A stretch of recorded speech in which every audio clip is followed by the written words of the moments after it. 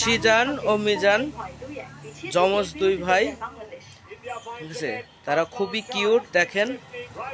এই সিজান মিজান এদিকে, এদিক তাকাও। কি খাচ্ছ তোমরা? বিস্কুট, বিস্কুট খাচ্ছ?